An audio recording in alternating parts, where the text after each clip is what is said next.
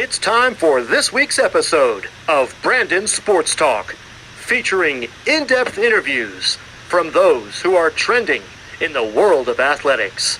And now, here's the host of Brandon Sports Talk, Brandon Pate.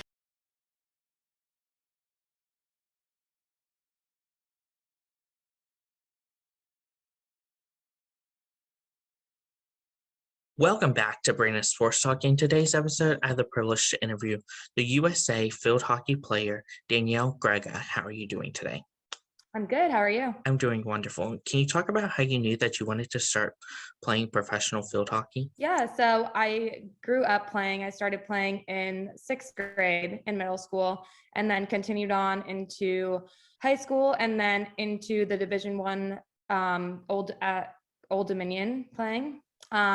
So yeah, I just probably in college when I was playing on the junior teams, the U19, U21, and then eventually the developmental team, that's probably really when I realized that I wanted to play on the senior team and play at the highest level. What was it like, obviously, going to Old Dominion and playing college field hockey? Yeah, it was great. I mean, Old Dominion is a wonderful school. It's in Norfolk, Virginia, so it's right by the beach. They have a great tradition for the field hockey team. So it was a really cool experience. I got to meet some great friends of mine, and we got to play amazing competition in the South, including North Carolina, and then Big East schools, including UConn. So that was great. And it was really just a great experience overall. What was that like, obviously, getting to put on that Old Dominion jersey? Yeah, it was pretty incredible. I mean, before I got there, the coach was Beth Anders, and she was a legend in field hockey. She led Old Dominion to 8 national championships. So their tradition before I got there was really good. And then, of course, we got a new coach the year before I got there. So it was definitely about finding his own journey and his own squad and culture and everything. And then same for the team. So, I mean, it was definitely an honor just knowing that their history and their tradition was so amazing. Of course, during your time of Old Dominion, what were some of your accomplishments? Yeah, so we usually always made it to the Big East tournament. Never, unfortunately, ended up winning, which was a bummer. But we had a lot of great wins while I was there during my career. We beat University of Virginia, who is a great powerhouse team, and many other schools that were just really good competition. They were pretty high up there on the rankings while I was there. How was it like coming out of Old Dominion and getting into professional field hockey? Yeah, so I always tell people the level from college to international hockey is so different. So it was a big transition, but I think I was set up pretty well just overall, including the physical aspect and the hockey aspect from Old Dominion and their support staff and coaching staff and everything. So yeah, I think I was pretty prepared. But yeah, like I said, the level is it's another step up. You're going from college to international. So it's going to be way faster, way just more intense overall. What was that feeling like, trying out for the U.S. field hockey team and then getting that email that you made the team? Yeah, I mean, it was just the most amazing feeling ever. So incredible to get that phone call from the national team coach at the time. I was playing with the developmental team in Chile, and then we had a series against Chile while we were there. I think it was like 4 or 5 games, and the national team coach was there. She was watching our team in the series to see if there were any players that she wanted to bring up to the team in the next couple months, and myself was one of them. So, and then yeah, a couple months later, I got the call from her, and it's incredible. It's something you always dream of, right? And then you're getting the call from the coach, and she's like, "Yeah, we want you to join the team," and it's amazing. I mean, there's really no other feeling you could put on it. How was that feeling like, obviously, playing against Chile on the developmental team and then getting that call right away that you made the national team? Yeah, it's I mean, you're going from playing Chile's junior teams to then being on the national team. So it was really good experience being down there playing them and getting to play at almost that level. Not quite the senior national team level, but yeah, it was great. I mean, not sure if I was really expecting it. Of course, I wanted it, but yeah, I didn't know if I was expecting it. I was planning my life ahead of time without being a member of the team. So other things like additional schooling after my undergrad and everything. So yeah, it's amazing. Of course, what was that feeling like when you did make the national team and you got to put on that national jersey? Yeah, I mean, I think to myself every time I go out there and stand out there for the national anthem, it is such an honor to be representing my team. Not many people can say that they represent their country doing something, right? So every time I get to go out there, stand there with the USA on my front of my jersey, it is really an honor. And yeah, I sing the national anthem as loud as I can because it's just so proud. Of course, how does that feel to represent the US and have obviously the American flag on your chest?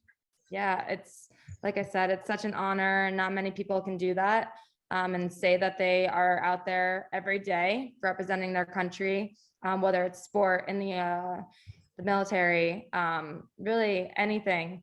You can't. There's not many people that can say that they do that. So it is an honor, and it's really.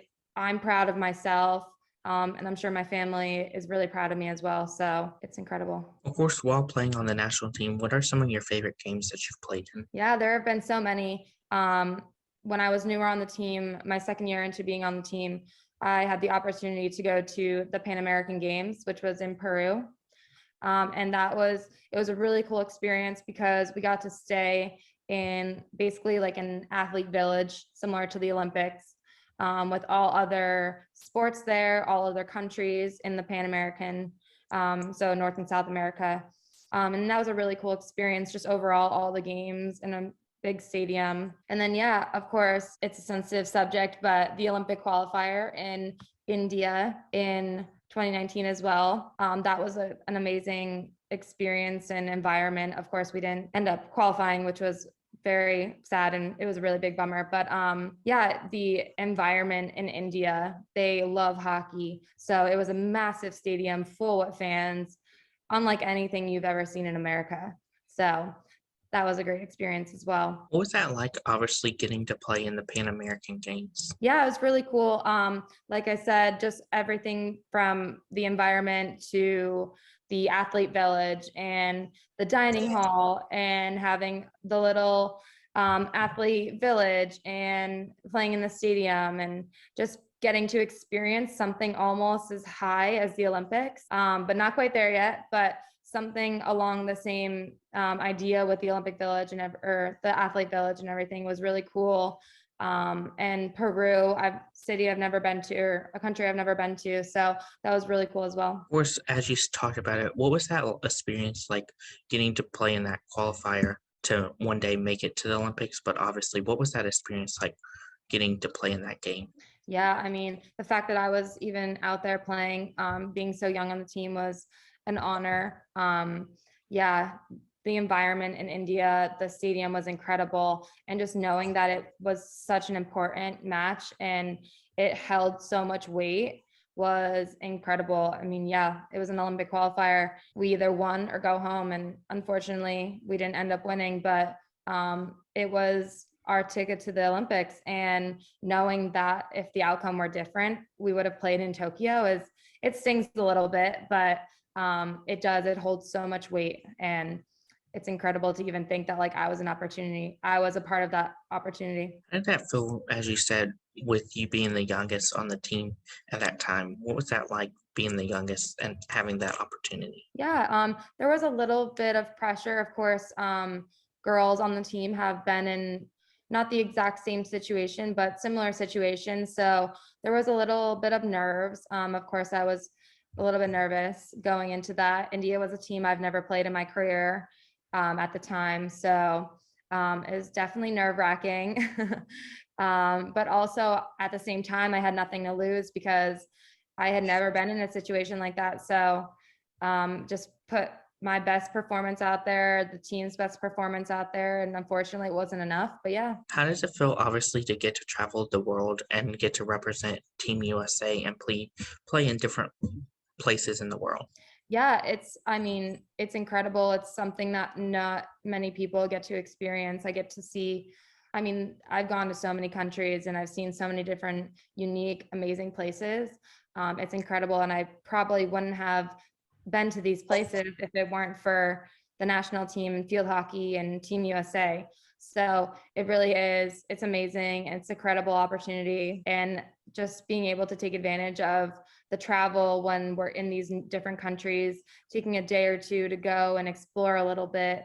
It's just amazing. You can't ask for much more. Of course, looking at your field hockey career, how does it feel like obviously getting to travel the world and stuff, knowing that when you were a kid, you were dreaming of this moment? Yeah, it's really crazy because when I was a kid growing up, I mean, field hockey was new to me. So I didn't necessarily dream of that day. Of course, any athlete is like, oh, they want to play in the Olympics, they want to play at the highest level, but I didn't really know it was reachable or possible, especially just starting out field hockey at such an older age compared to other girls. And then, but yeah, once I realized that this could be a real thing and I could actually be a part of it, and probably about in college, it was pretty surreal. Yeah.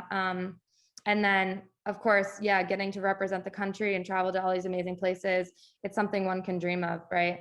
And you otherwise probably wouldn't be able to see all these places. I mean, the places that field hockey has taken me is incredible, especially in such a short time. I think in 2019, we traveled to 7 or 8 different countries in about 4 or 5 months. And of course, it is exhausting, but yeah, it's an experience that no one else has or has the ability to take advantage of. Really, not many people do. Of course, as you talked about traveling to 8 to 7 countries in a 4-month time, what is that like, obviously, on your body and your mental health? Yeah, it is exhausting, mainly physically, but of course, mentally, you're away from home for a long period of time.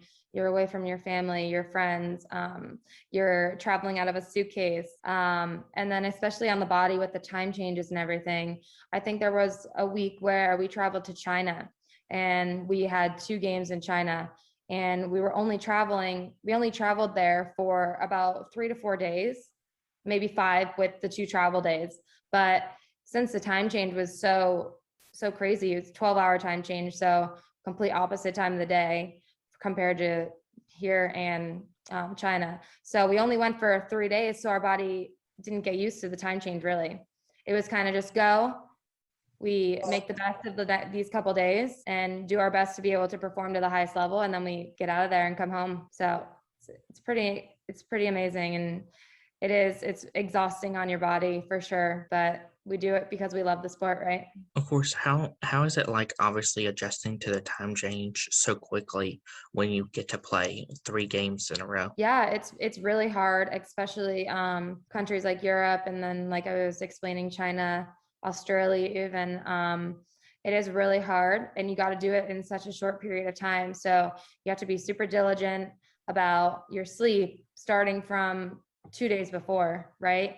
Get as much sleep as you can, probably even more than that beforehand, but get as much sleep as you can. Really be aware of your sleeping patterns while you're flying and on the plane. And then when you get there, just making sure that you go to bed at a decent hour and get up at the same time. You're not going to bed super late or sleeping in and taking naps throughout the day. So just got to be really diligent and professional with the way that you handle it. What are some of your game day routines and rituals like? Yeah, so I don't really have any superstitions or anything like that I do before a game. But usually we just have our meals beforehand as a team, and then we have a team meeting. And then straight from there, we get on the bus, we go to the field. Usually we have some time in the locker room before the game, while we're at the field, just kind of to either do your own thing personally or play some music as a team, just get the energy going. And then, yeah, we head out to the field and get ready for the game. But yeah, me personally, don't have any big superstitions. I like to get my hair braided by my teammate. That's probably the only one I could really think of. Of course, what are some of the biggest similarities and differences between field hockey and lacrosse? Oh, wow. So good question. I never played lacrosse, actually. So it might be easier for someone who has played both to kind of talk to that. But just from what I've seen of lacrosse, I mean, we have similar number of players out in the field. I don't know if it's exactly the same or not, but I know they have rules of how far they can go forward and backwards and whatnot, which I don't know too much about, but It is really technical, I think, with lacrosse, just like how you kind of cradle the ball, similar in field hockey is similar to dribbling. And then a lot of like the rotating motions, how they rotate their stick across their body. Everything we do is rotational across our body. So I think that's probably pretty similar. But yeah. What are some of your favorite memories and moments so far representing Team USA in the field hockey? My favorite memory. Yeah. So like I've explained, the Pan American Games, those probably one of my top 5 most incredible memories and most memorable experiences on the team. I would also say, I have to say the FIH qualifier, the Olympic qualifier, which obviously was sort of a sadder memory, but it was still an incredible one, just playing in India and the environment. And then I would also probably say completely different than America. Stadiums are packed. But yeah, so I think those are probably some of my finest and most memorable experiences with the team. Even just getting to explore Australia and New Zealand and those countries, they're beautiful. And yeah, like I said, I don't know if I would have been there, if I would have traveled to those countries if it weren't for the team and field hockey. So yeah. How's it like obviously get to play in the rivalry game against Canada? Yeah, so Canada is always a big rival for us. We get to play them a lot just because they're so close, as you can imagine. So it is always a really good and tough and competitive game, and they're put pretty similar to us. They're very physical, and they're strong. They're a good team. So it is always a tough battle. We do play them a lot, so we get to see them a lot. So that can get a little bit irritating and frustrating when things aren't really necessarily going your way. But yeah, it's always a good and tough battle for sure. Of course, how is it like obviously playing in different rivalry games that are not Canada? Yeah, so I would probably say our other rival is Argentina. If I had to pick one, probably because also they are a Pan American team. So we see them in the Pan Am Cup and in the Pan American Games. And we get to go down there a lot and play them, whether it's for Pro League or just friendly matches in general.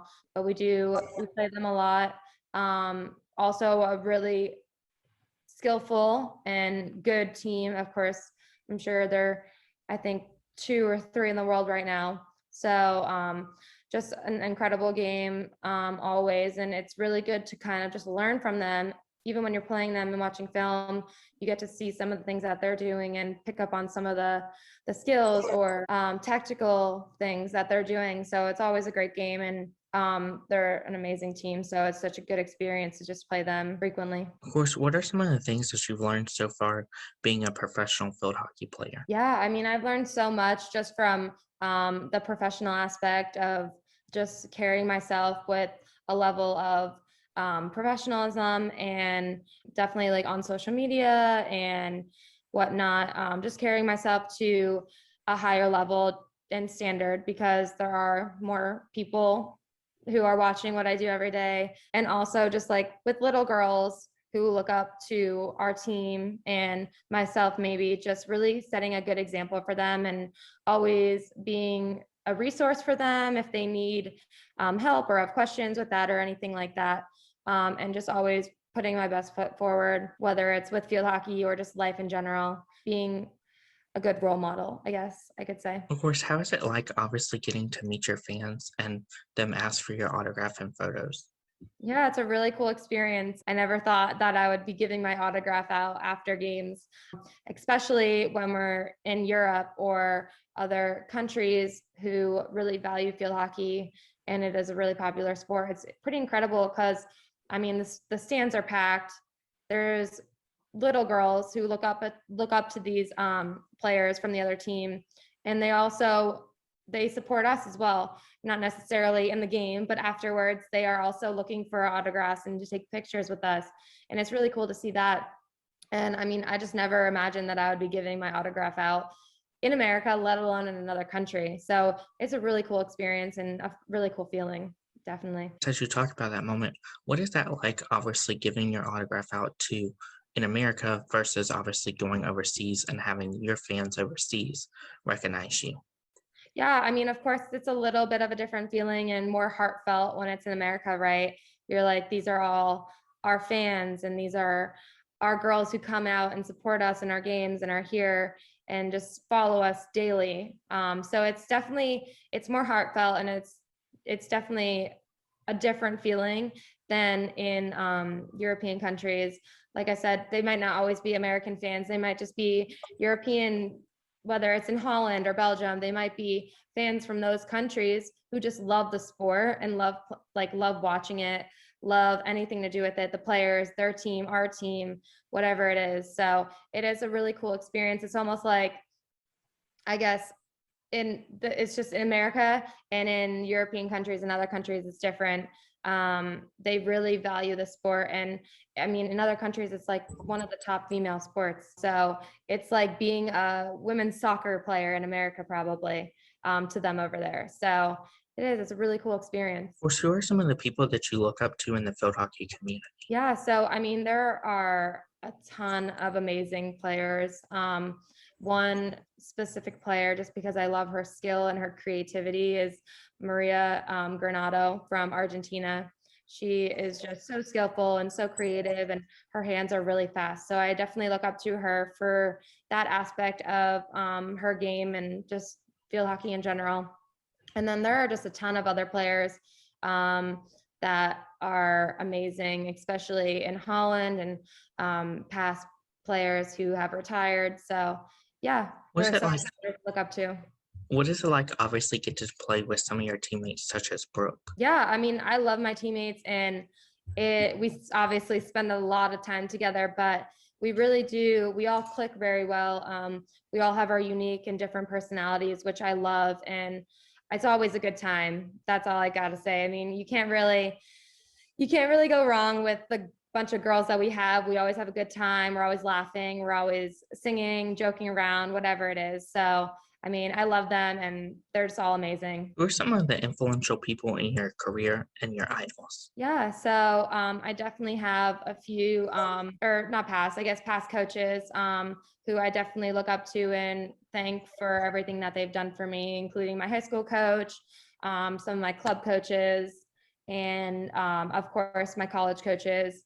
And yeah, also Yannicka Schotman, who was the one who brought me onto this team when she was the coach formerly. So definitely have a lot of people, coaches that I like to recognize and just thank for everything that they've done for me and the support they've given me throughout this process and this journey. How does your professional playing field hockey career help you into your coaching career, coaching field hockey? Yeah, so I love to coach younger girls, club teams, high school teams, whatever it is. I just love to share my knowledge. And a lot of times, like when I'm at these practices and doing drills with these girls, a lot of times they are drills from our practices and things that we're talking about on our team. So I always like to share the most up to date and I guess new knowledge that I've learned and that we're learning as a team, and share that with the younger girls, because of course they are doing the same thing. They're playing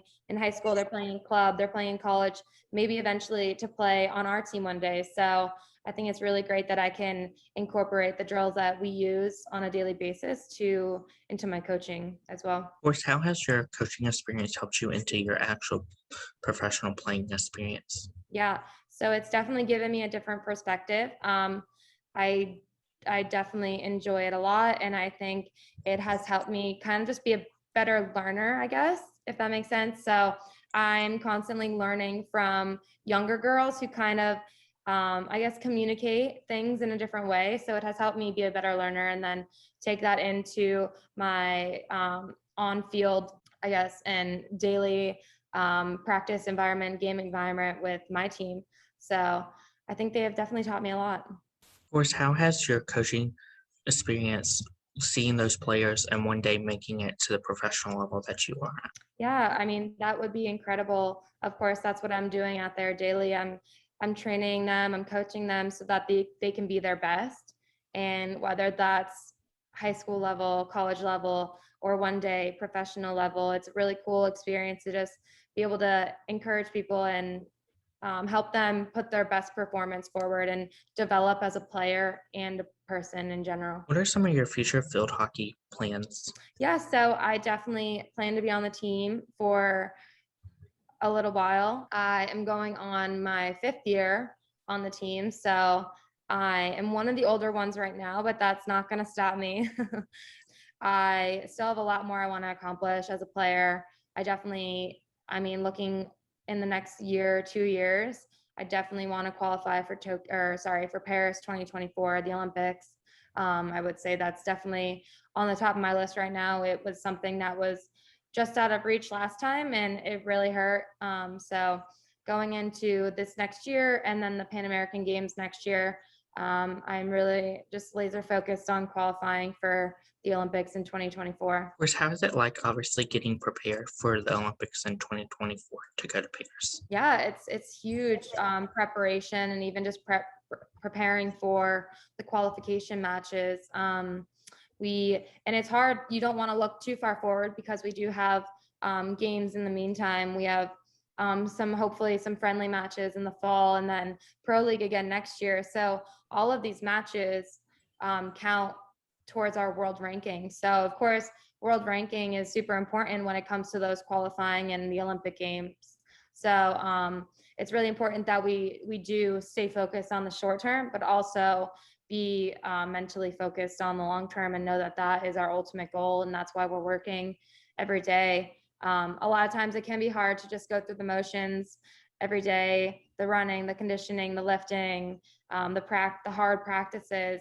It can be a little daunting, but at the end of the day, you have to realize why you're there and what you're doing it for. So what advice would you give college field hockey players looking to play in college and then go on to the professionals? Yeah, I always tell girls to just enjoy it while they can, right? A lot of times, especially nowadays when there's so much to do for younger girls, they can get burned out really easily. So first of all, I tell them to enjoy the moments of high school and college and playing on the junior teams and getting to travel the world. And then also just to be persistent. I never imagined that I would be on the team. I didn't think I was good enough, honestly.